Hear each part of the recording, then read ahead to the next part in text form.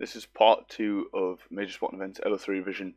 We have to be starting to think about some of the benefits and some of the drawbacks of major sporting events. So we'll go through the benefits first and the 5 sort of main benefits. And the first one is that facilities are built and therefore they can be used sort of after the event. So facilities such as the Olympic Stadium have gone on to be used as a football stadium for West Ham. So they were purpose built for the Olympics and then they were sold on.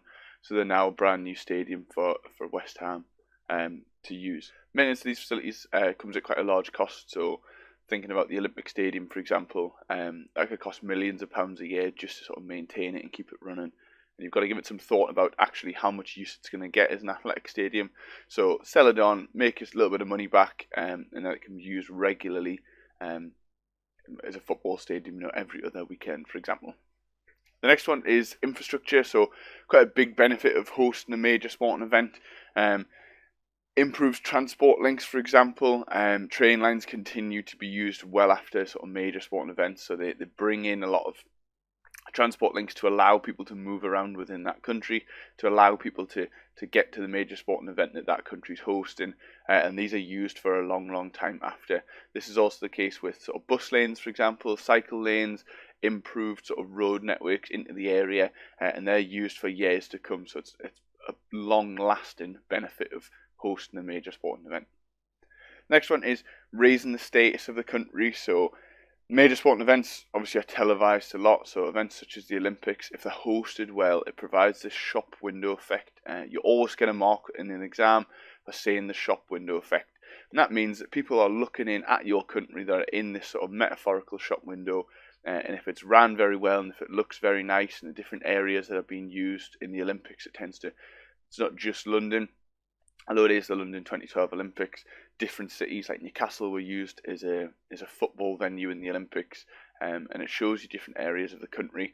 And this shop window effect means that ultimately people would like to come to the country, so it increases tourism, which raises money in those local areas. And again, this has sort of a snowball effect and gets some of those areas that maybe normally wouldn't be on the map, gets them in the sort of public eye. The next one is an increase in morale of the country. So it's the feel-good factor that surrounds a major sporting event. So an example of this is the London 2012 Super Saturday. There was a load of success on that Saturday during the games in relation to gold medals. You had Mo Farah, you had Jess Ennis, and it increases the morale of the country. You're hosting the event. It's this fantastic sort of day within that event, and everyone's sort of happy off the back of it. So that morale of the country increases, and you have this feeling of sort of togetherness. The next sort of benefit of hosting a major sporting event is increased commercialisation. So major sporting events mean you can generate money through sponsors, and this is international, national and local sponsors. And it allows sort of this money to be able to be used to regenerate the surrounding area. So we talked in the last video about areas such as Stratford during the London 2012 Olympics was quite a rundown area, a bit of an area of social deprivation. And it adds this money to the local area, and it allows you to be able to sort of, the money from commercialisation can be used to, build houses, it can be used to build community centres to try and sort of bring people together, it can be used to build shops and general sort of regenerate the area. The flip side of all the benefits of hosting a major sporting event there are some drawbacks. Bidding for a major sporting event is expensive, so bidding can actually cost over £20 million, and you might not even win, so the money's completely wasted. Within a country, this can cause a little bit of anger, particularly in like sort of some local communities if they're in an area of social deprivation or a deprivated area, because that 20 million could go a long way to making that area better, and they've ultimately just wasted it. The benefit, potentially could be more than 20 million if they get it, but if you don't win the bid, that 20 million ultimately has gone down the pan, which isn't sort of fantastic. Facilities can become derelict, so it can be hard to maintain facilities and keep open sort of large arenas that are built for major sporting events. So, for example, the Aquatic Centre in London, they struggle to maintain that swimming pool being open. Local clubs couldn't afford to pay the running costs. The government were wasting a lot of money through sort of Sport England on trying to keep it going. And if they're ran poorly, they can actually become too costly and close down. Or they can be changed into some other sort of facilities, which I think is what happened to the Aquatic Centre in London.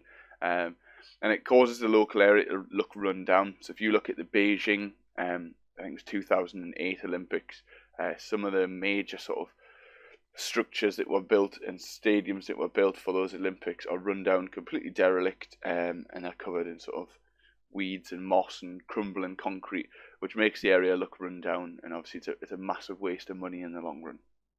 Another sort of drawback of hosting a major sporting event is it can cost more to host than it generates. So this occurred in the Montreal Olympics in 1976. With a massive overspend, cities can end up in millions of pounds of debt, which takes years to pay off. So actually, you spend millions and millions of pounds in sort of hosting this major sporting event, and you don't get anywhere near the return you expected to. This can be because of lack of return, or if you overspend, then obviously that return becomes it doesn't offset the money that you've spent, and you can end up in debt, and this takes a long time to recover. And again, it can upset people in the community who want that money spent elsewhere. And it's quite frequent now for people to say, actually, do we really want to spend all this money on a major sporting event when we could use the money elsewhere if it's going to cost us more than we're going to make? It can have a negative effect on sort of status. So if it's poorly organised or poorly executed, or there's any trouble during the event, it can reflect badly on the city. And the European Championships, the European Football Championships, which occurred in France in 2016, there was obviously a lot of fighting and disruption, particularly with Russian supporters, and it maybe shined a negative light on France, and made people think, well, do we want to go there? Do we want to get involved? And there was quite a few people who wanted or had tickets for the event who decided not to go because of some of the trouble that was being caused. And that wasn't necessarily France's problem, but their inability to deal with it meant that it sort of had a negative effect on the status of the country. And then the final one is divisions between the countries. So if a large city like London hosts the Olympics, all the money can stay in London from the investment, even though other parts of the country might be hosting certain things. So in our country, we had mountain biking, for example, that was hosted outside of London. Football spread around different cities, but all the money from London Olympics tended to stay in London.